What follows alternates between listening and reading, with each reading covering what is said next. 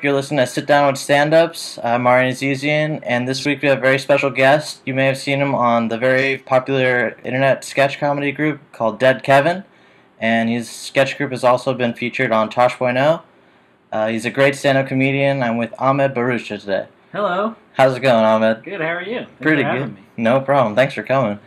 So, we were just talking about how your sketch group was signed with Comedy Central for a while. Yeah, we did like a 12 sketch little run with them on their website, their digital series. And it just maybe not going to do that anymore, you guys said? Yeah, well, we were saying it was really fun and a really awesome learning experience, but it was a lot more work than our regular sketches. Right. Just because it was there was more accountability and things like that. And so we were just I don't know if we could do that with our day jobs, because it wasn't they paid us, but it wasn't enough money to quit your job or anything. So right. we were we're working still. But yeah, it was fun. Yeah. And you guys, when did you guys start doing the sketches? We started about, I think, maybe 2 years ago now. 2 years ago? 2000 and I guess 12 maybe. Yeah. Yeah. And did you guys actually live together, or was no, that we never lived together. We were just friends through stand-up. Yeah. We all did stand-up together, and we're all weirdos, so we hung out to the side. And it was mostly in Jack's apartment? Yeah, it was all... Jack was kind of Jack went to school for film, and he was always trying to get us to film sketches together, because we all kind of did our own sketches when we were younger. Right. So finally, he just got us to come over to his house. Ryan and Jack did one earlier in the week, and then I came over and we filmed one, and then we were all right, let's just do this every week. And so just from there, kind of wasn't a lot of planning. Just we showed up, filmed one, and then we're let's just do this every week. And it came out every Monday? Yeah, every Monday. That's we did awesome. Every Monday for at least a year, I think, and then we did after that we did Comedy Central, and then that was a lot of work, so we got a little overwhelmed, and we came back to our regular YouTube channel, and we just did every other week for a while. Nice. Mm-hmm. Yeah. I love it. No, those early episodes where there's one where I think this one was featured on Tosh.0, but it was when the roommates all get sick. Oh yeah. And then I think it's Jack who gets the me and cold. Ryan have a cold, and then Jack's yeah, me too, and we look over and it's just herpes. Yeah. I'm that's not a cold. Yeah. Yeah. That was an early on one. That one, I feel in the beginning too, there was just these really fun ideas that we didn't really know. We slowly kind of started deciding what it was going to be later, but in the beginning, there were sketches like that were just kind of could stand up on their own. Right. Yeah. You guys never lived together at any point, no? No, we never have lived together. Recently we went on a tour, and that was the closest thing to living together, and it was we were, I think we couldn't live together. We just lived slightly different. Right. No, just because I asked, because some of them are just so true to having roommates, especially college style roommates, the what was it, The Dish? Who watched The Dish? Yeah. Oh my god, that that's one cracks me up. our biggest hit wise. I show everybody that one when I try to get them into Dead Kevin. Yeah. That's my favorite one. Yeah, I think that's one of my mom's favorite ones. She's yeah, I just really relate to the dishes thing. Yeah, you're don't put who put peanut butter on this plate? It turns into cement. It's a great. That was probably for me the hardest one to not laugh, because all me and Jack were doing was staring straight while Ryan was shouting. But he would always, we didn't know what he was going to shout. It was just, he was making it all up. So each time it was a new line. So you couldn't get used to how funny it was going to be. You just bring up the peanut butter thing, and you're just damn it, that's good. It was all just improv. Yeah, he might we might throw him a line or something, or be maybe oh, say who made rice or something, or But for the most part, he was just in there shouting, and he was shouting a lot. Yeah. He really lost his voice at the end of that. Do you guys the camera? Is there another camera guy in those early ones, or did you guys have to hold it yourselves? Well, the first two sketches we did it ourselves, but then Jack has this friend John Hale, who's this just genius that he met in film school. Yeah. Just as an amazing eye, really understands our comedy. It was the third sketch. If you watch it, it's Smoke Break. It was the first time we met with him. We went in not really having an idea. And that's kind of what John's so great about is we have a half idea, and then he films it, and then we go, oh yeah, that's the idea. Because basically the idea was just, hey, what if we're smoking cigarettes and we just don't know how to smoke cigarettes, and we didn't even have, that was it.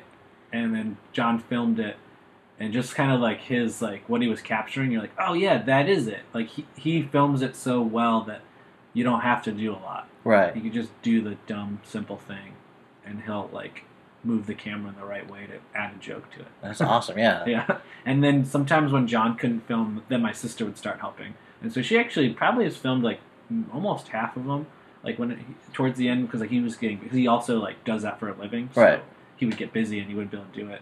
So she would, and she's like a director on her own. Oh, nice. On her own stuff Awesome. too. So you guys are like super well connected with all these. Yeah, shows. yeah. And then for the Comedy Central stuff, like they kind of like both joined in. John and Maureen would help on set and stuff, and then we'd have like a couple more people from Comedy Central that were cool too. So it was fun. It was a fun experience with Comedy Central. That's awesome. Yeah. Yeah.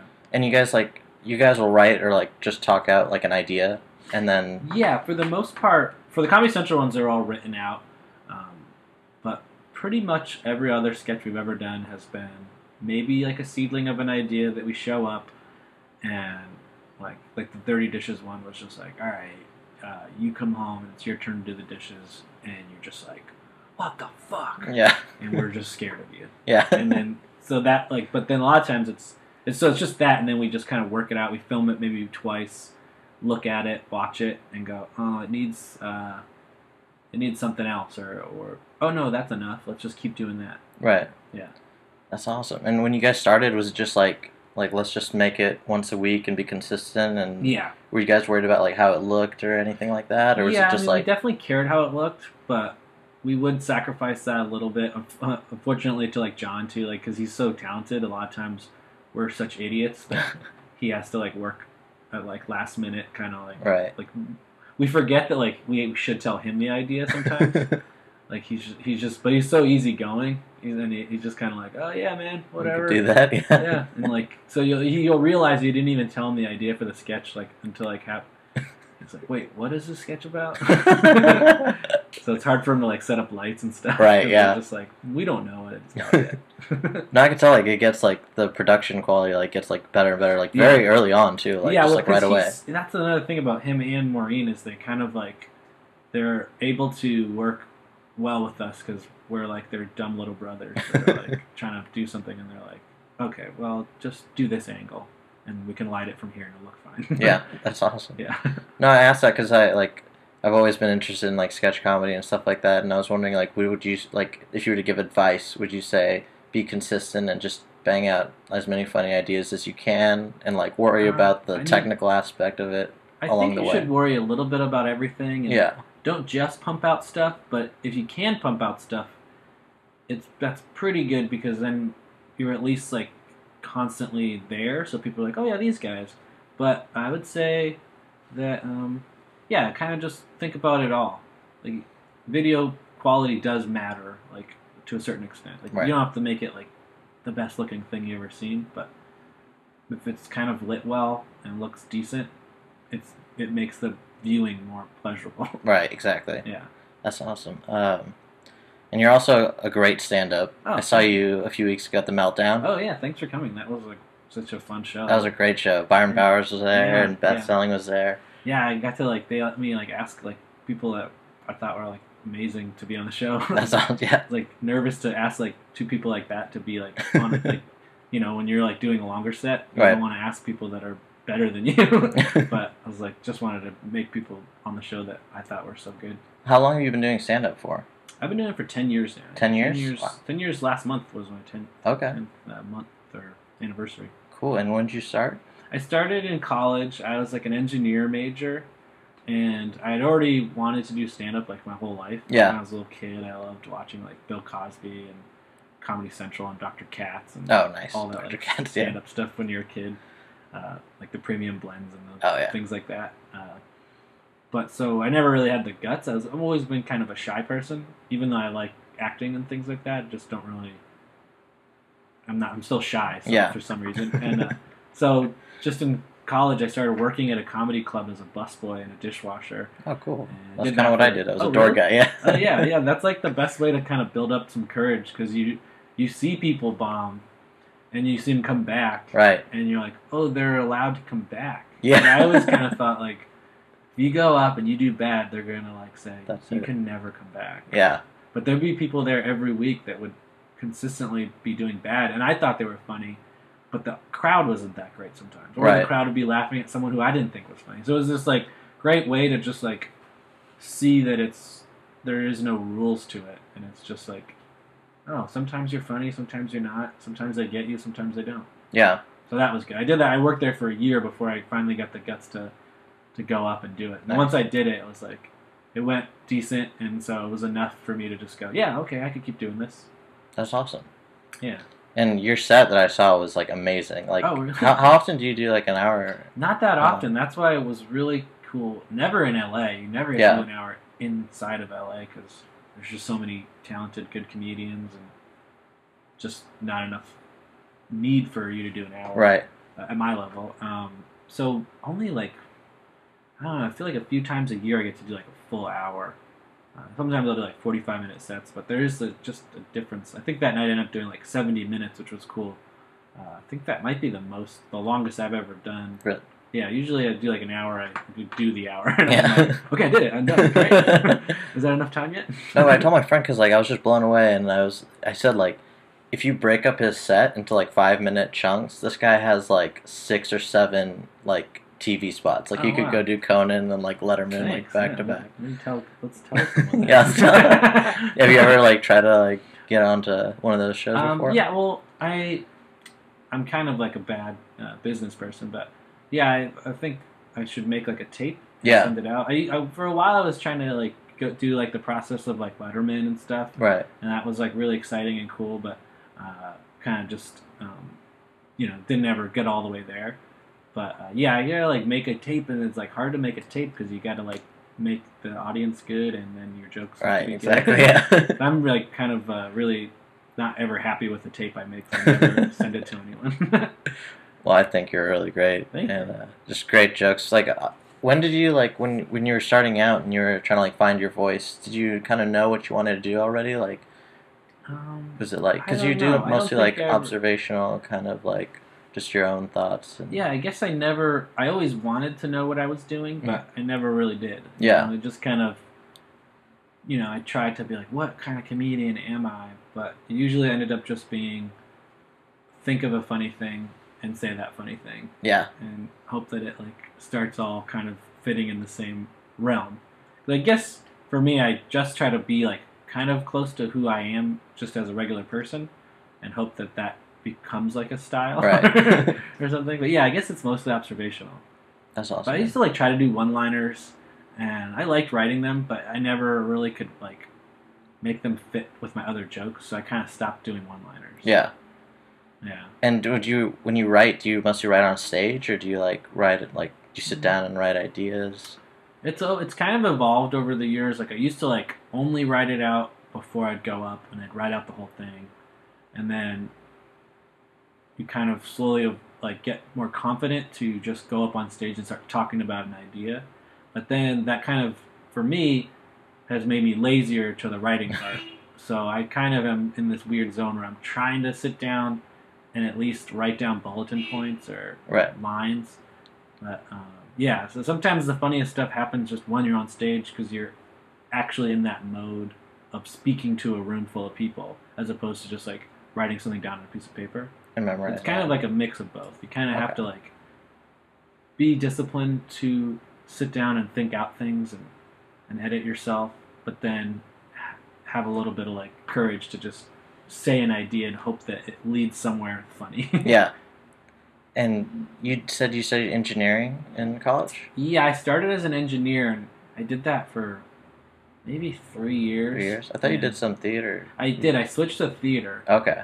So I started doing stand-up in college, and I like was so much happier than I was like doing engineering. Yeah. And I was like, yeah, this is... So what kind of engineering was it? Mechanical. Oh, okay. I was good at math and science in high school, and my dad wanted to be an engineer when he went to college, and like my family, my whole like Pakistani Indian side is like very like doctor engineer, right? Yeah. And you're like, oh yeah, that's what you're supposed to do. That's easy, right? You can just do that. Right. And no, I'm Iranian, so my parents are like, that's it. Yeah. Those are the only options. So like I kind of just like, yeah, and my parents were never like that like forceful of the engineering thing, but it was kind of just like that's what like is the requirement, right thing to do. That's right. like the honorable thing to do. Yeah. Like, you gotta become an engineer. Exactly. But then after a while, I just realized I wasn't passionate about it, and I was not smart enough for it. And then just started taking acting classes, and kind of told my parents I was going to be a theater major, and they were like, "No, that's not good. Yeah. That's a waste of money," which they were right. Yeah. But I just kind of slowly was not finishing engineering enough where it was just like, okay, graduate with something. Just something, yeah. Just grab it. Finish those acting classes. That's funny because it's like, yeah, you're right. It's never like forced or anything, but it's like they only show you 2 or 3 options your whole life, so you're like, oh. Well, the plan always was like, even my mom's an artist, so she understands like the creative kind of need. And she was always like, yeah, you go to school, become an engineer, and that will pay for your acting career. And it's like, wait, you can't. There's not enough time. Exactly. Yeah, like because engineering, it's like it's a full-time job and it's good money, but you're working and you're that's like a 12-hour, yeah. Oof. In acting, it's like there's a lot of just failing. Yeah. You need time to fail. And what kind of artist was your mom? She mostly paints like big murals and things like that. But she'll like back in Rhode Island. Yeah. Okay. She kind of like she went to school for it in California, and she was I think a really promising young artist. She had like a really awesome kind of mentor that was encouraging her to like not have a family and just like. Oh wow. So she kind of made that choice younger, but she wasn't gonna like do full-time painting. But then now that we're older, she has more time to paint, so it's kind of cool to watch her get back into it. And that's awesome. She's very like artistic, so we always are talking about art together, and she understands like she's like the Dead Kevin's biggest fan. She looks at it as like art. And, yeah. Like, she's like, oh, I love the way that you're creating this like characters, and you're all balancing each other and things like that, which is kind of cool. That's so cool. Yeah. Your mom can actually watch and not just go, oh, it's just fart jokes. Did you ever get into painting too yourself, or? Yeah, actually, I do like painting. I'm trying to see if there's one around here. No, there's not. No. Actually, if you pull out that like drawer right there, I think This one? there's some unfinished paintings in there. Is it? Or maybe it's the other one. Scripts. It's the other one. The other one. I'll like paint like I see one for Christmas paintings. Yeah. Nice. That's awesome. No, that might not be mine. Yeah, we have a few artists like just friends and stuff like.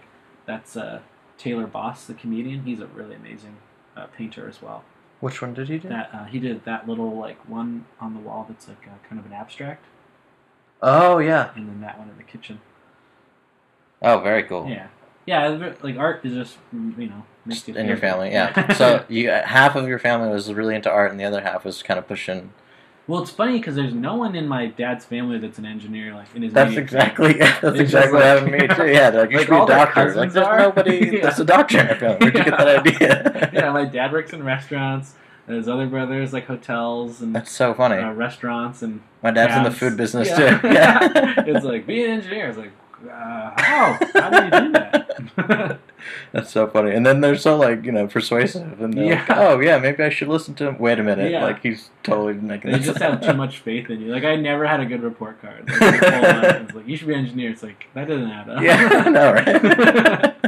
The report cards. It was never like I came home like check out my report card. It was always like, hey, didn't report cards come out last week? Like, oh yeah. Yeah. No, my mom always said you got to be a doctor, and then every day she would take me to Disneyland when I was growing up, and I was like, Mom, and then I want to be a Disney animator. Yeah. And she's like, you can't be a Disney animator. I was like, well, you misguided me. If you want to be a doctor, take me to the doctor every day. Like, take me to the hospital or something. Show me some cool doctors. Yeah, I know, right? So let's watch ER. Yeah, exactly. So is your dad's from Pakistan? He came here? He was born in Burma. Okay. He lived there till he was 16, then he moved to Bangladesh for 2 years, and then Pakistan for 2 years. But he's actually, like, ethnicity-wise, they're Indian, but they identify as Pakistani, I think because they're Muslim and they lived in Pakistan. Okay. But, like, if you, like, my sister actually, like, did a report once and found out we're Indian and told my dad's family, they're like, no, we're not Indian, we're not Indian. And it's like, yeah, you are. Yeah. Well, is your mom funny, or is your dad funny, or is it kind of like a mixture? Yeah, they're both, my dad's really, like, corny, kind of foreign type funny, but I was thinking about it. I get like my love for film and theater from them because they both like loved movies, and like my dad, like he didn't like everything, but the things he liked, he loved. Like he loved like Pink Panther, Oh yeah. Get Smart, Columbo. He liked any kind of dumb like Just detective, kind of funny. or he loved like Clint Eastwood, or what's the Steve McQueen. the red-haired? I can't. He's so popular. Everyone makes fun of him. Conan has like the lever he pulls. He used to do that bit where he pulled a lever and they'd show a clip of the Waka's Texas. Oh yeah, Chuck Norris. He loves that show. He loves that show. I know, it's such a dumb show. But then he'd have stuff like Get Smart, where like I would be like, yeah, I want to do that. Yeah. And my mom like loves comedy, loves movies and stuff like that too. So like one of the first things that you saw that like got you into comedy was probably like what, Get Smart and. Yeah, like I Love Lucy. We used to all watch as a family because my mom and dad like felt. My mom always said that was like them. Yeah. Because my dad's like Pakistani and my mom's Irish. Oh, okay. And so it's kind of like this, like, oh, that's us, like the white lady and the not white guy, and he's got a temper and she's crazy. Yeah, and my mom's side of the family is Irish, so they're very much about like being funny. Like that was like our identity. Like that was like. We weren't from Ireland, but that was like the one thing we knew was Irish. Was like we're jokesters. We joke. So that whole family's joking. But my dad's family also. My mom always says my dad's not funny. She's like, your dad's not funny. You get your comedy from me, but he always is joking. Like he's always corny and like always he meets strangers and he's always trying to like say something funny. It's not always necessarily funny, but it is a joke. Right. So he is always joking. That's awesome. Yeah. And is your sister funny too, or? Yeah, both. I have two sisters, older and a younger one, and they're both funny. And my older sister is more like me, and she's probably the most outgoing one. She's the director. Mm-hmm. She would speak for us mostly. She's like the kind of the ambassador of the kids. Yeah. And she's really funny. And then my little sister is kind of shy and quiet, but when you sit next to her at a party, she's like always sniping with like really great lines. She's really funny too. That's so, yeah, awesome. We all have a good sense of humor. I Love Lucy was the whole family. Yeah. And then later you got like the Mel Brooks and Get Smart and those things. Mel Brooks, and my mom loved Conan. And oh wow. Yeah, it was kind of cool for like. She's a pretty like innocent, kind of naive, like religious like lady that surprises you with like her taste. You're like, oh, you like Conan? Yeah. Are you sure you Triumph like J-Lo? Yeah. So comic that. Yeah. So you grew up with Late Night with Conan and all that? Yeah, That's awesome. I actually remember like a huge moment in my life was like moving from California to Rhode Island, and it was the same year that Andy Richter was leaving. Oh yeah. So it was just this like, and we were driving across country, and I remember watching his last episode like in a hotel room, and it was just like my life is over. Yeah.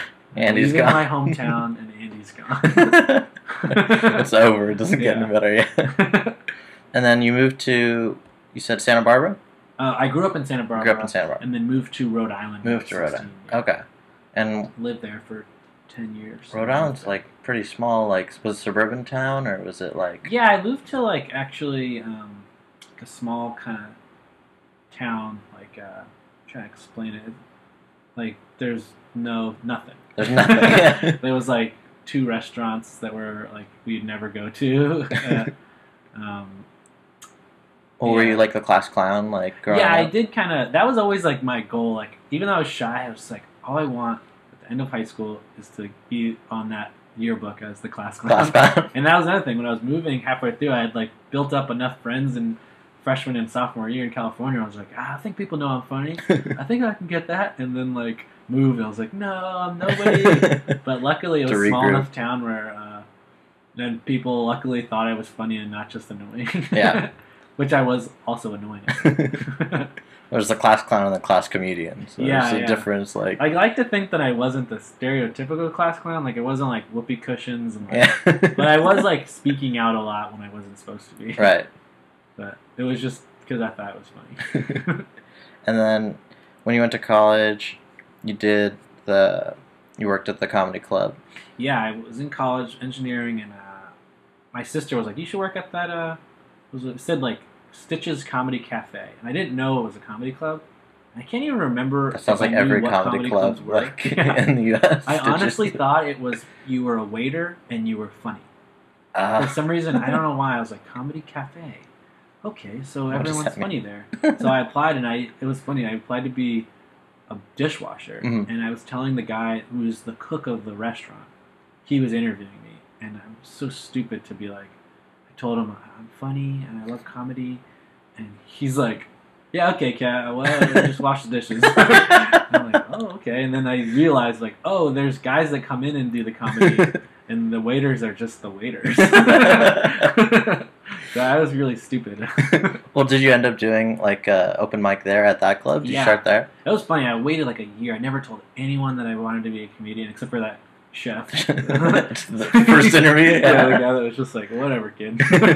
And then everyone else just knew me as like, the one girl even called me mute because I just like never spoke. Really? I just like would do the dishes, and then I was like asked if I could be a busboy because then the busboy, you're watching comedy. Yeah. The dishwasher, you're not. You're in the back, right? Like, oh, that guy's the comedian? I guess I won't know what he does because I'm washing the dishes. Yeah, I'll wash his plate later. Yeah, when I was a busboy, I'd watch every night, and finally, it was like a year working there.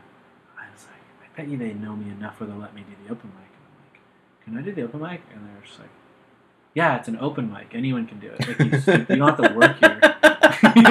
You're working here for a year. Wasted a year, yeah. Like, I think I'm ready to go up on stage. And I'm like, yeah, you just put your name on a piece of paper.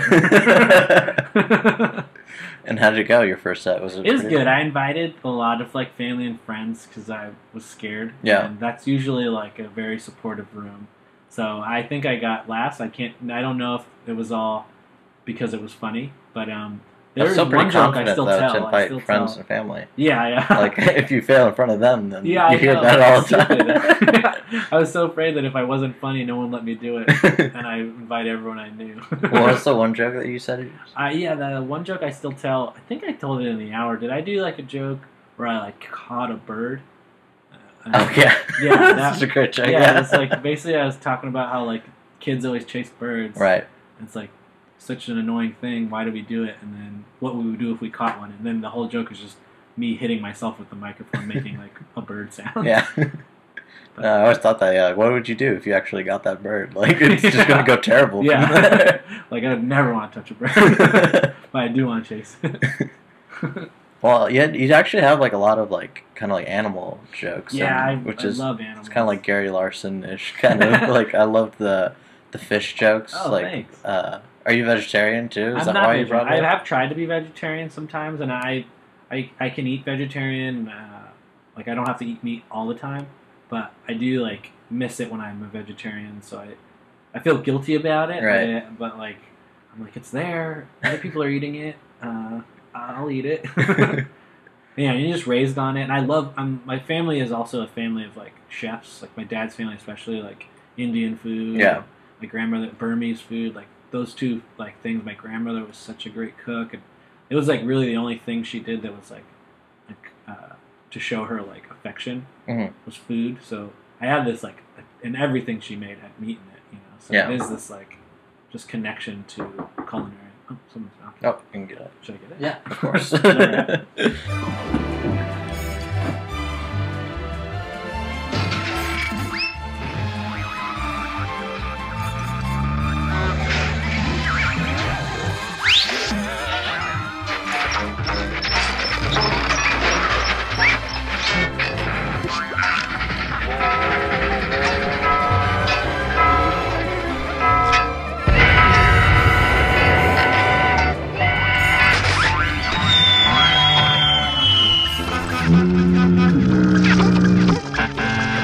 Sorry about that. No worries. That was just the mailman. Yeah. He made me sign for something. I thought I was like, every once in a while, like I have like all these student loans, and I'm kind of just like putting them off, and I just like if I started paying them, I would just like not be able to live. So like I'm like, just a pile of am I being those. served right now? Like, when he asked who I was like, I feel like I'm never gonna tell anyone that comes to my door who I am. That's like how you get served, right? Yeah, just live in constant fear of the mailman. I'm not him. I'm just visiting. That's awesome. Yeah. You were talking about like how food was really important in your family, and yeah. That sketch was, that bit was really great about how like nobody cares about fish, you know, like thanks. everybody will eat like whatever kind of meat, but fish always gets left out of the group. Yeah, and it's I like just thought that was really funny, and the way we catch them, it's just like it's brutal. Yeah, But then I also like my girlfriend, especially like, she's from Michigan and her family is like huge fishermen. Okay. So I even like went fishing and I felt so bad because I had that joke and I caught the fish and I was like, I'm doing that thing that I said was bad. So yeah, I don't know. Sometimes I'm a little hypocritical with my jokes. Well, the cat one surprised me too when Yeah, I I walked have in. cats now. Yeah, Yeah. and well, because I do have a joke about when I first started dating my girlfriend. She has cats, and cats are a huge part of her life. Like she lost her mother when she was young, and her mother was very into animals. So like, animals are like basically their family. So it's like you can't ask someone who like basically like that's their family member. You're like, can you get rid of that thing that I'm afraid of? So When did the fear of cats start? Like, was that just I do childhood not thing? know. Like my little sister is even more afraid than I am. Really? So it's got to be something. My mom doesn't like cats. My grandmother hated cats. What was it about them that like? I just always my picture was just that like they were gonna scratch me. They Okay. were gonna like jump on me and scratch me, and like even if they were nice, because I used to hear like people would be like, oh yeah, my cat scratches me when we're playing, or because I wasn't petting it right. It was my fault. My cat was like an abusive relationship or something, and so I just always thought that they were untrustworthy. You couldn't read them. I can't read their Right. faces. You know, Not It's like dogs. You can. Yeah, You have a no dog- idea what a cat's thinking. yeah, because like a dog, if it's a bad dog, you should be afraid of it. But Exactly. you know, like right away, it's a bad dog. Right. He's like not smiling. He's not coming Foaming out of the mouth. He's Yeah. like, like, he lets you know. He's Exactly. like, I'm a dick. Don't come near me. A cat's kind of like, That could be a dick. yeah, try your luck, buddy. Gamble it.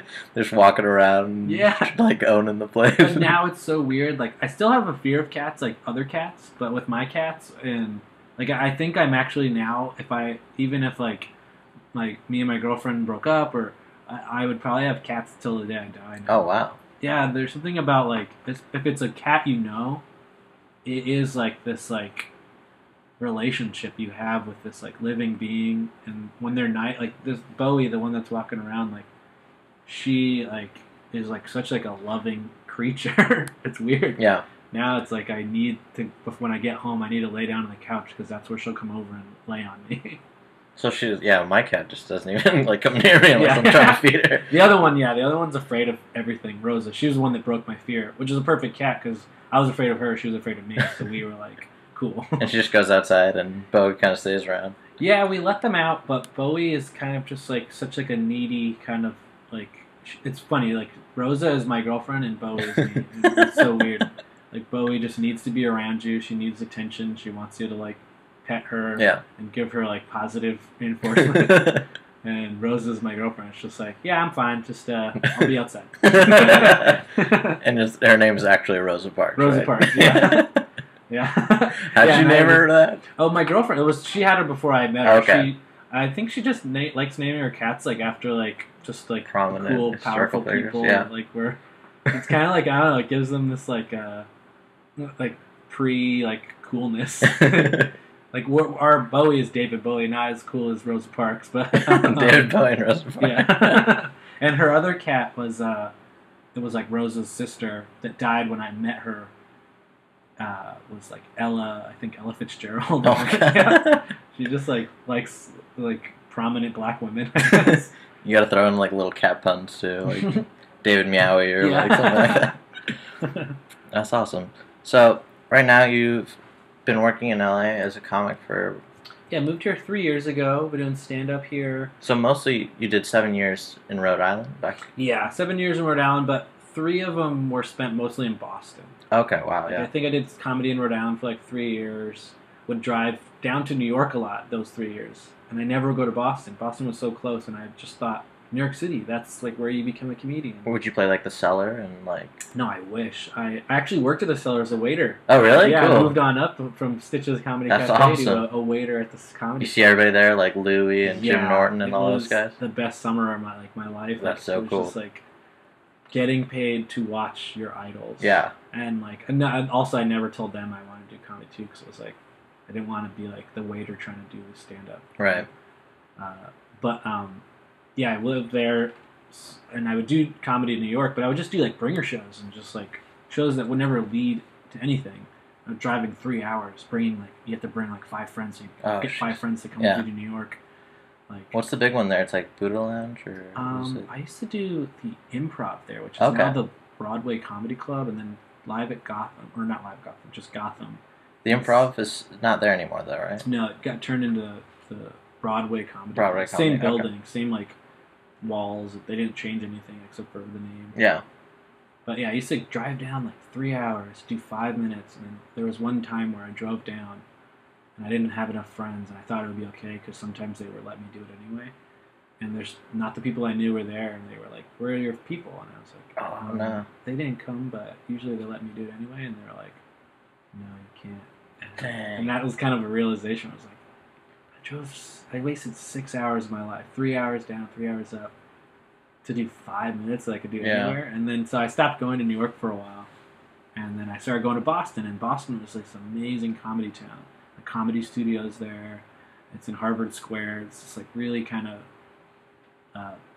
promotes like trying weird stuff or smart stuff, and you don't always have to be like this like machine gun of like a performer. All the kids from college, from Harvard, will go there, right? Yeah, it's great. You can like do jokes about something that's like maybe a little bit more thoughtful. You can be like a machine gun. Is it like a hip crowd? Like, yeah, they're hip, and the host owner Rick Jenkins is this really like guy that just loves comedy. He loves his club, and he tells the audience, we have interesting, weird acts here and smart crowds. So it kind of cultivates itself to be like, because I remember the first time I did a show there, he was telling the audience like, we have smart crowds, and I went up to him after. I was like, oh, this is great, man. The audiences are really smart. And he was like, yeah, are they that because I tell them that, or so it's kind of like cool. It's right? Like it was in a smart place, but then he would also remind them like, you guys are smart. Yeah. So they would be willing to be like, yeah, we are smart.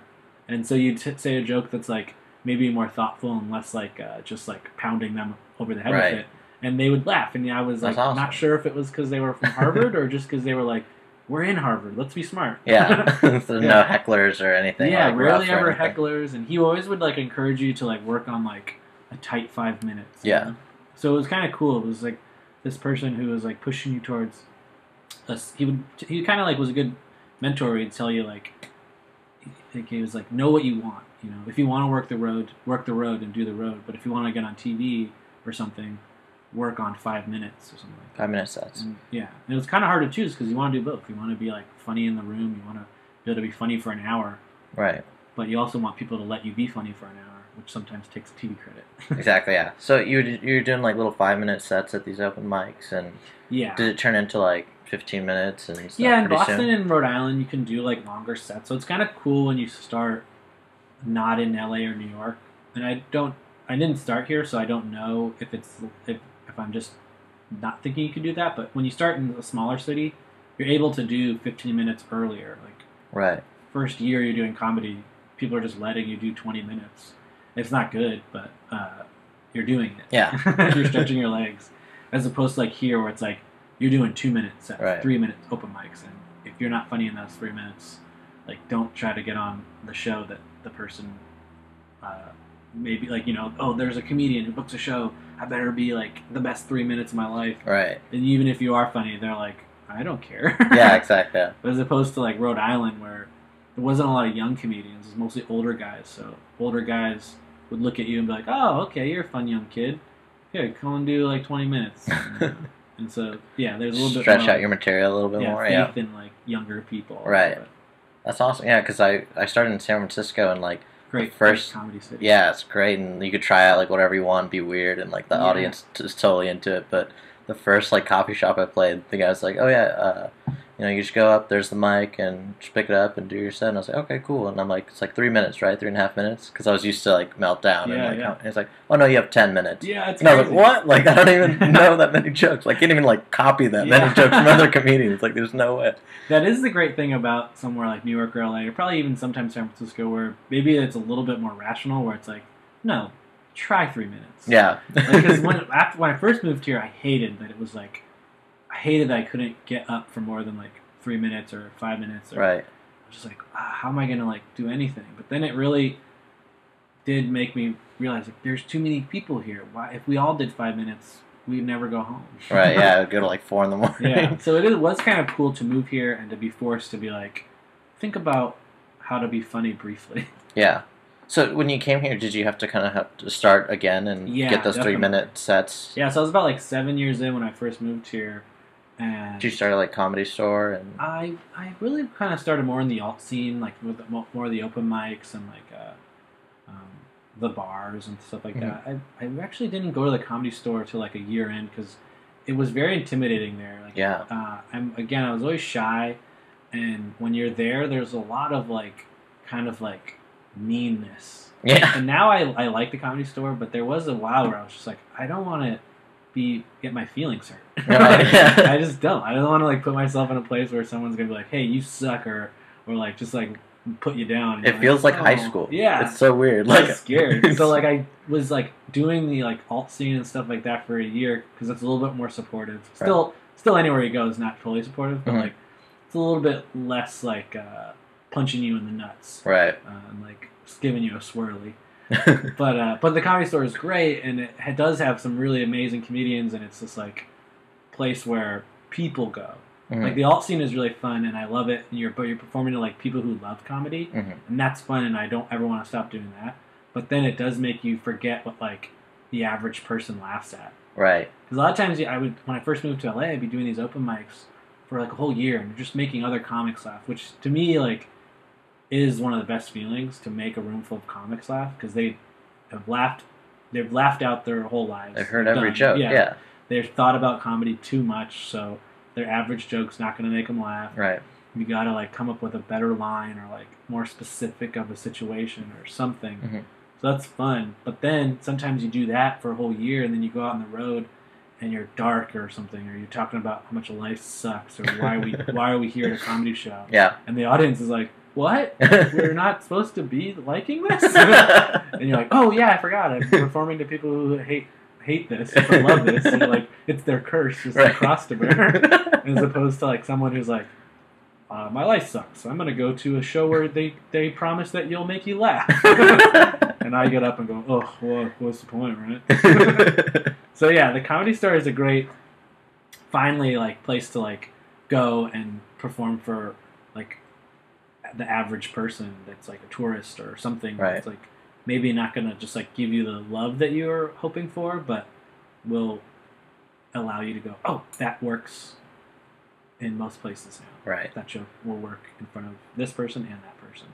No, I know that crowd is like probably one of the most like I feel like honest crowds like down in LA. The especially Comedy Store? Especially like late night when they're just like you Yeah. know, the drunk drivers just sitting in the crowd trying to sober up, and Totally. you know, those guys will like sit through everything. But it's intimidating. Like I went there the first few weeks, and you sign your name.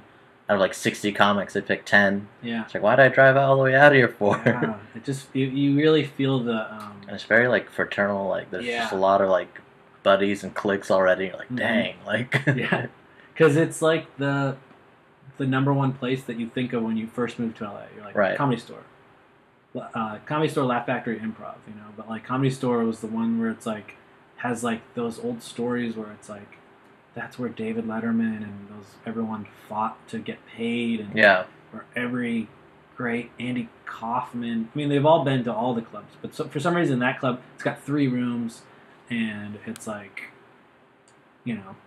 just a place to be reckoned with. I think Right.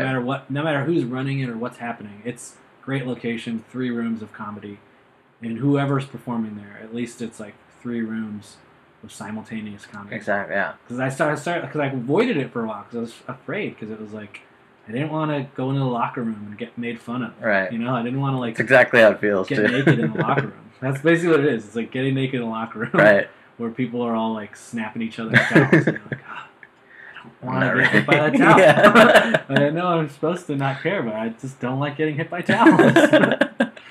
But yeah, then finally I went and like was comfortable enough where then I felt like they noticed that I was funny, and they give me spots now there, so I perform there too. Nice. But I still love going to like doing the hour at Meltdown. It's like nowhere better to like do an hour where you know the audience is going to appreciate like the subtle nuances of like a joke or something. It's a super hip crowd too. Like Yeah. I love, especially that one bit you did with the. I can't believe I've seen like at least 300 or like more comics while I was working at the comedy club. Mhm. But that bit you did with the recording of your own Oh, voice and it's wow. kind of like your own thoughts and The you're just sitting there. the Lincoln The bit. Lincoln Yeah, bit. thanks. That was the first time I did that whole piece. I feel like it's kind of a long, weird piece that It's so could great lose though. everyone. And Yeah. I'm like, how come nobody's ever like utilized that like Oh, technology thanks. before? You know? Yeah, I actually recorded it like that morning too, That's in my iPhone.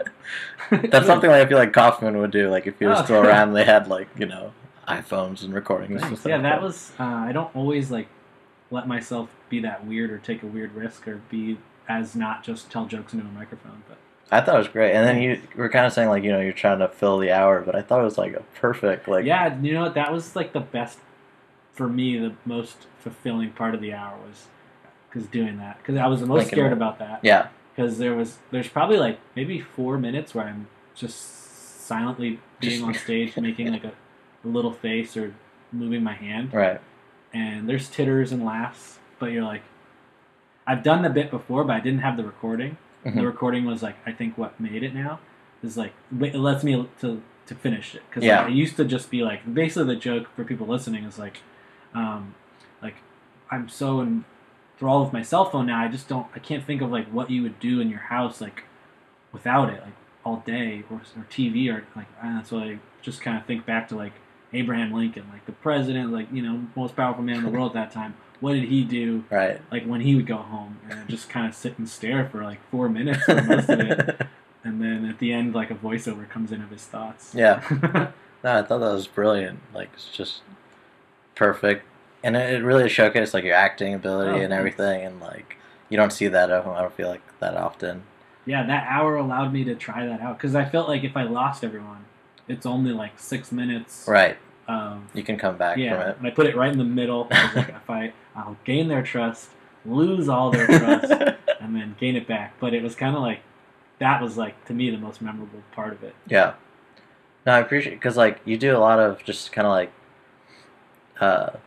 well, I feel like your whole set was just like a mixture. You have, little one-liners here and there sprinkled throughout, but then you also have like sort of abstract ideas like the Lincoln bit, or you did your favorite book when you were a child. Oh, what yeah. was the name of that book? There was an old lady who swallowed the fly. Yeah, yeah. And you just read the whole book, and you kind of broke it down, and you're like, why did I think this was a good book when I was a kid? Yeah. And there's just like stuff like that I just thought it makes it all like sort of into well-rounded. And then you said you went into theater, so I'm like, this guy knows like how like an arc of a story works. Especially with like an hour of like time, because a lot of times I am like a very like maybe traditionalist, where I'm like stand up.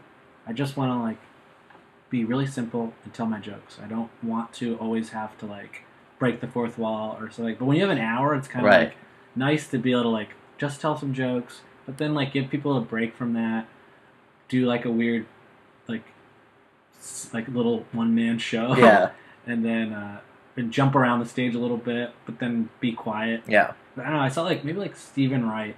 Where he does the guitar and stuff like that. Because I remember like going into it, I love him, and I listened to his albums, and I was like, man, I can't know, what is he going to do for an hour? He only tells like these really cerebral, but he did a lot of stuff with that time. Like he even had like 4 mics set up on the stage. And he would just walk to a different mic. And even that was like a change of pace. Right. It was like he's telling these one-liners that are brilliant, but like for an hour, that's going to hurt your brain. It's just brilliant, brilliant, brilliant, brilliant, brilliant. And you're like, But then he would just like take a pause, walk to another part of the stage. And I don't know, watching that made me realize like no matter what you do for an hour, like you got to just like switch it up a little bit. Yeah. That guy's, he's a Boston guy too. Yeah. Did you ever see him at the only Cellar? When I went to like watch him, paid tickets to him. Yeah. I've never gotten the like chance to just like run into him. No, he's great too. Yeah. And you remind me of like his just like there's just scenes kind of cool. in between the jokes. He even does act outs, which is like cool, and they're like really subtle, which is cool. I don't think an act out always has to be like Jim Carrey slamming your like, and I love Jim Carrey. Right. It doesn't always have to be that. It could just be like just grabbing a glass in midair and sipping it. Yeah. And it adds, it just paints a picture. Exactly, yeah. and it gives you something to look at. And it gives you a break from laughing that long, you know? Steven Wright can kill for an hour, so it's like pretty rough to watch the whole way. So now, do comics like hang around like and watch other comics like after you've been doing it for 10 years, or do you kind of like just hang out in the green room, or? It's like it kind of mixes. I think sometimes comics, we're all very sensitive, and I think sometimes it can hurt our feelings if another comedian doesn't watch us. Mm-hmm. But I've gotten to the point where I love when comedians stay in the room and want to watch my set, but I also understand it's like there's thousands of us, right? And to watch all of us is kind of asking too much of each other. So I think it's good to support people, and I totally encourage that. But I also think it's like it's okay to like let people not watch you because it's not their job. Yeah. You know. So there's this weird balance, especially moving to a big city like this. It's like there's so you need much to be polite, and if someone watched you and you're an open mic, there's only 5 of you, watch them, watch each other. But like once there's like an audience there, it's nice to watch each other, and you should watch comedy because you should know what everyone else is doing. But you're allowed to like live your own life. Right. So yeah, I'm trying to find a balance between that because watching too much will burn you out, and you don't find anything funny. Right. Or sometimes like you're writing and you're like, oh wait, this is that guy's joke. Yeah, too similar. That's another subconscious thing. will just go back. It sucks. Yeah. Yeah. Like there's so much comedy now where it's like everyone's talking about everything. So like, in a way, you're like, oh, he talked about potatoes. Can I talk about potatoes? I was like, but I eat potatoes. I'm a big fan of potatoes. Yeah, it's like really scary too because like people like because of like that like Carlos Mencia stuff, like people there was like this like kind of like wave of like witch hunting. And like I've always been like, just do your own jokes, don't steal anything. Like I don't find the pleasure in that. Mm-hmm. But like now the internet, like people will put clips up of like your stuff, like even stuff you weren't planning on putting up, and people will be like, "You stole this, you stole that." Right. You're like, oh god, it's so overwhelming. I just want to like, it's like I look at it as art too, and it's like you paint a picture, and like I paint a tree, you paint a tree, and it's like I didn't see your tree, I didn't try to copy your tree. Right. I saw a tree and I wanted to paint a tree. Yeah. So yeah, it's this weird. It's becoming this like cool, like kind of interesting evolution of like comedy because it's all out there now. Right. It's all on YouTube. It's all easy to access, and it's like there's a guy in Seattle that talks about chickens, and you talk about chickens. And you're like, oh, yeah, I don't know that guy. I don't have time to watch all of them. That's what I know. That's what I like about like your comedy is like very specific to you, and like I feel like now if you go to like a comedy club, and when I was working there, there's a lot of topics that just float around that are kind of like, public domain. Like everybody talks about Tinder, or like everybody talks about it's life experience, email passwords being too long or whatever it is, and you even see it sometimes. Like it'd be like a 10 comic lineup or something, and some guy would come out and tell a joke that kills, like about Tinder. Yeah. But some guy had already said it before, yeah. So the crowd like doesn't laugh. It's like, oh, did somebody already say that joke? Yeah, it's like, important to at least know the trends. You gotta kind of know, like, so it's weird. You want to watch everyone because you don't want to just like burn yourself out, but you do want to pay attention to be like, what's the hot topic this week? Am I treading on territory that everyone's treading on? If so, you can still talk about that thing. Like you can still have a funny Tinder joke.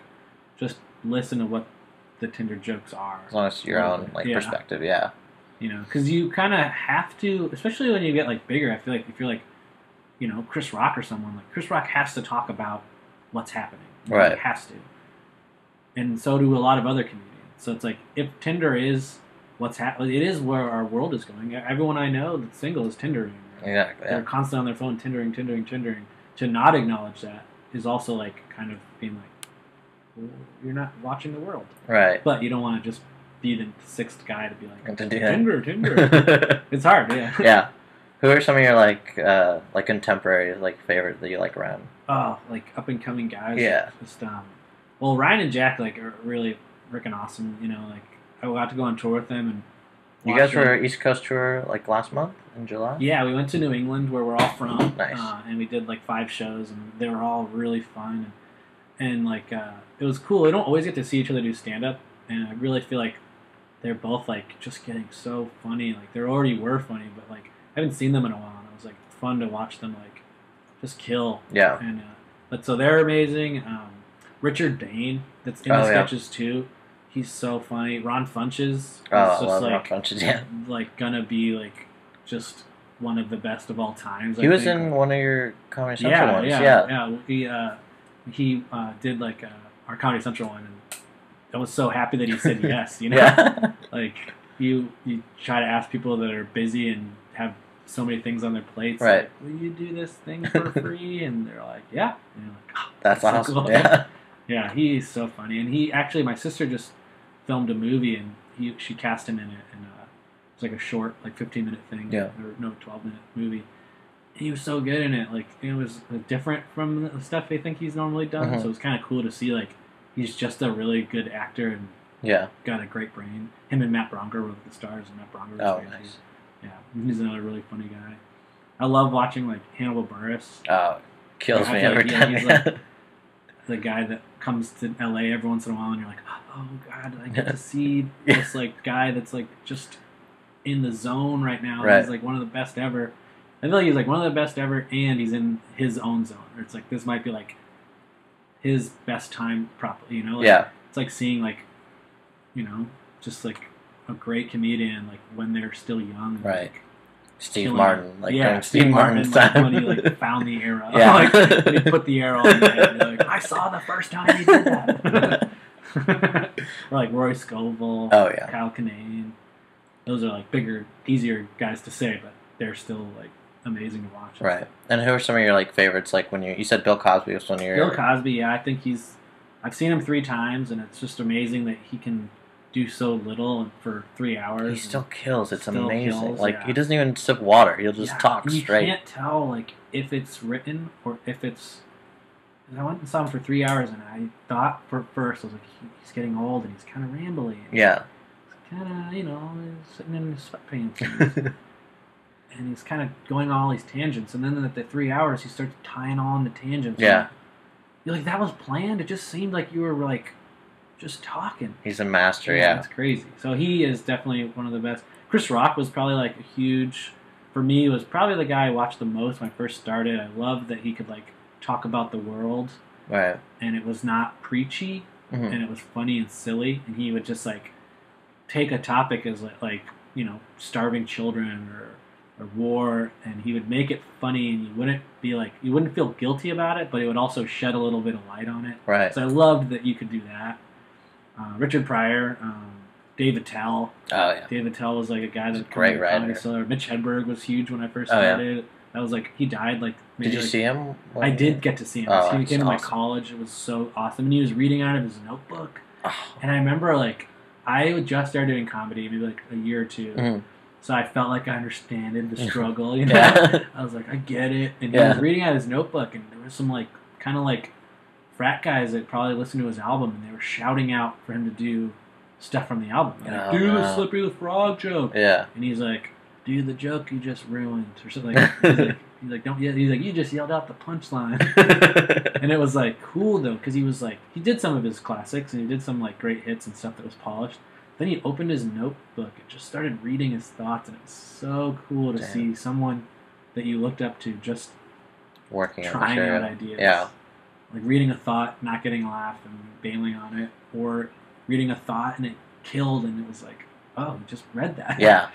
It was just a thought that was funny already. Did any of those ideas get to like the next album that he did, or? I don't know, because it was so long between Right. like, and like, you know, I listened to all his albums so many times that I can't remember when it was when I heard it. Yeah. The only thing I really remember him saying, which I don't think ever ended up in an album, and I probably will butcher it and it'll sound so unfunny now, but I thought it was just so simple and brilliant. He just read out of the notebook, but he was just like,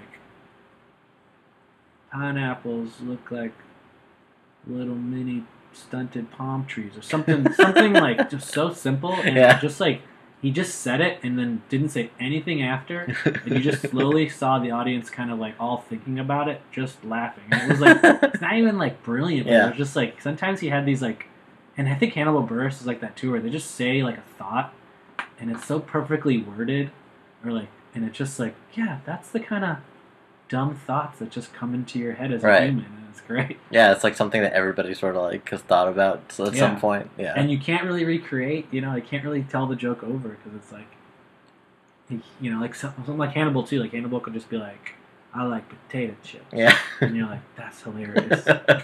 Like those guys especially, like they have their own cadence. It's yeah, just like they find so their cadence, and it's very like cerebral, where it feels like their voice feels like the voice that's in your head. Right. Like when you're just thinking about the dumbest thing Yeah. in life.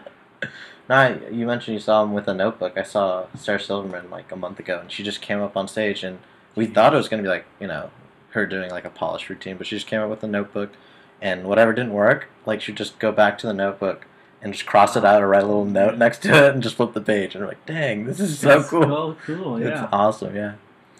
And so, just to wrap it up real quick, a couple more questions. Sure. What's like the worst set you ever, like the worst bomb you ever did?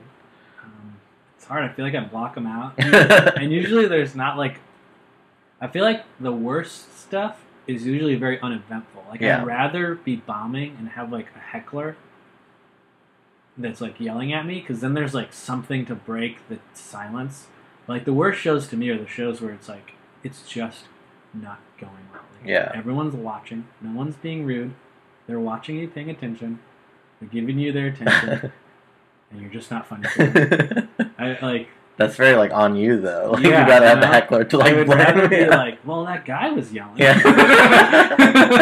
Well, my fault. Like, everyone was drunk and they were shouting. It's like the worst when it's like a polite crowd. Yeah. Who's watching you, and you're like, I think like maybe like recently I went up to like Tahoe. They have an improv up there and it's a great club. But like, I don't know, I was just not hitting it that week. And I would just have these shows where, like, there wasn't really anything wrong with the crowd. And I would, like, go to, like, hit a punchline. Just like, da! And just dead silence. And you're just like, this joke works. Usually, what did I do? They hate... And you just start thinking, they hate me. They really hate me. And then you just, like, autopilot, tell your jokes. That's my time. Goodbye. So, yeah, this is very uneventful. The worst ones to me are uneventful. I'd rather have, a one where, like, a guy... Like, one time I had a guy be like, I said like, oh, my dad's Muslim, and he went, boo, boo. Really? And, like, it was a horrible set. Where was that at? It was in Newport. Oh, he was wow. like this like weird racist fisherman kind of type guy. And it was crazy because no one was paying attention. Wow. It was like a band. My friend was playing in a band, and I dropped off his sound equipment because he let me do it for a show I was running in college. And he goes, oh, you want to do a set in between our acts? And I was like, that's kind of... He's like... And he introduced me anyway. And it's like a room full of like young, like college hot kids that are just like there to dance and have fun and drink. And they're like, "You guys want to hear a comedy show?" And they're just like, like no response. And he goes, it brings me up, and no one's listening. So I'm like, it already sucks. No one's listening. And then I say the Muslim thing, and like through the sea of like just like no one listening is this fisherman in the very back of the bar drinking a bit. Boo! Boo! And I was like, are you Muslim? And he's like, no, we hang them. We take them out back and we kill them. And I was just like, okay, you're racist. Like, so then it was just like, but I was so alone at that point. There was a sea of people that were there, but no one was listening. While this guy was like telling me that he like kills Muslims. And like, I was like, I don't want to do this. And I actually just like, it was one of the only times where I was just like, I like just didn't end. I just walked off. I think I did like 2 or 3 minutes of jokes, and he was like, just, we kill you, we hate you. And I'm looking at everyone else, and it's just like guys and girls, just hot guys and girls talking to each other. Trying not to hearing the crazy. Like, are you guys not seeing that this is like a really racist thing happening right now? And then like I got off stage, and I walked through a door, and he opened the door. And I saw him, and I made eye contact with him. I'm like, I was so scared. Yeah. And I looked at him, and you could tell he had no idea it was even me. Really? He just was like, oh my god, it was like nothing, you know? It just blackout drunk. Yeah, or like he didn't even see who I was, but it was like, there was this moment of like, oh god, he's gonna like punch me or stab me or take me out back and shoot me. Thing. Yeah, and he just like was indifferent. He just, that's so strange. Like, drunk guy just. That's so funny. What's like something like? Do you have like a coping mechanism if you have like nights like that, where you're like the one in Tahoe, where you're just like, oh, it's all me. Like, oh, I'm. Do you bounce back pretty quick? I don't. Or? I'm like that's like my kryptonite. I've always been jealous. Like one of my best friends, Tim Bargulish, one of the funniest comics. Yeah. Like, so weird. I used to do sketches with him called Uncle Mustache. Watching him bomb, it's like better than watching him kill. And he's great, but when he's bombing, he's like. just having fun. It's like more fun to him. Yeah. He thinks it's hilarious that the joke bombed, and he'll bow and he'll go like curse splash, and like I'm so jealous. Like when I'm bombing, I'm just like, everyone hates me. Why do I do this? I'm gonna go to bed now. But yeah, I slowly get better and better, but it's still like I've never felt like tough enough to take the bombs. I feel like that's like most comedians. Yeah. Just take it all to themselves and take it to heart. Have you seen Greg Hahn before? No. Oh, he's a great guy, and like he'll just do the same thing. Like he reads some of those jokes at the end off a cue card, and if they do bad, like he's like golden, and just throws it back in his pocket, like keeping it. Yeah, just, I like, wish I had that. I'm always like, you're right. I'll never say it again. When you're trying out material, like, do you know how long it takes before you're like, this works or this doesn't work?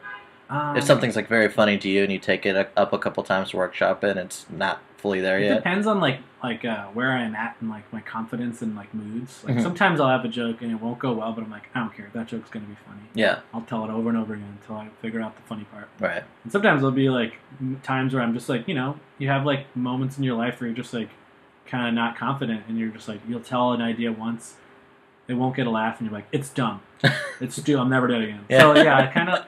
But like when I do stick with it, and it's a joke that doesn't work right away, it'll take like a lot. It'll take a lot of times just like rewording it, saying it, because usually the gem is there. Yeah. If you thought it was funny, you've done comedy for 10 years, like you can't be too wrong. Like, right. So if you thought something could be funny, it probably can.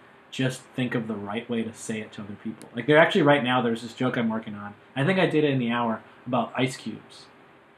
Like the machine where like, why is it so loud? Like, that joke, like I really liked it, but I couldn't figure out a way to like make people laugh with it. Right. It's kind of getting there now. You're really good with the sound effects. It's just like yeah, that's another thing. I like switching it up too. It's like this is just a noise. It's the ice machine, yeah. Yeah. And then you also did the crow flying. Oh, lessons. Yeah, it's very much in the same vein as the crow one. I actually like the crow one's the one I've had the most fun telling the last like year or so. And I was like kind of like, I want another joke where I can just like make noise and make people laugh. This is very satisfying. You're just going like, and the people are laughing. And you're like, this is good. I don't have to be clever. Right. That's awesome. Well, I always do a little last question where it's like hypothetical. If a studio came up to you today and gave you X amount of money, where would you do with it, and where would you see yourself in like 10 years if you could predict your own like success? Well, right now something I'm really excited about that's not Dead Kevin. Dead Kevin would definitely be like a contender for like money. But I'm writing this movie with my friend Kirk Vanderbeek, who's this really great screenwriter, and it's where I'm like a mute. I can't speak. I really like getting into like kind of physical stuff, and Buster Keaton kind of like homage to that. And so yeah, right now that's like I would make that in a heartbeat. That's awesome. Yeah. So movies is probably something. Yeah, movies. I definitely prefer movies to television. I think like television's great because it's like a real steady job, and, right. But I prefer like doing a thing, moving on from it. Yeah. So you like all those like short like Buster Keaton, Chaplin. Yeah, I love Chaplin and Keaton, but like lately I've just been a little bit more like on this like Buster Keaton kind of like I want to like him, and like also not that he's like Buster Keaton, but Gene Wilder, like just like these like kind of like soft sad guys, right? That, like I don't know, they really draw me in. And so kind of like that, but like I also love like the physical stuff. So it's like the character can't speak, right? And, and Lloyd, like all those like old classics, exactly. Like those. I've been obsessing over Keaton recently too. Yeah, like I just think he's so great. I feel like he was like so ahead of his time because he's so subtle for like. And it's still funny, like where, hilarious. You had to go like you had to mug so big that the person watching could understand that you did something. Right. He's like doing almost nothing, but he's not. Yeah. You can, if you watch it, like, he's reacting, but so subtly. It's so simple. For back then, it's crazy. Yeah. No, those guys, masters, love those. All right. Well, I think that pretty much wraps it up. Cool. Thanks Let for you having go. me, man. This was Thank you awesome. so much for doing it, and had a great time talking to you. Awesome. Thank you very much.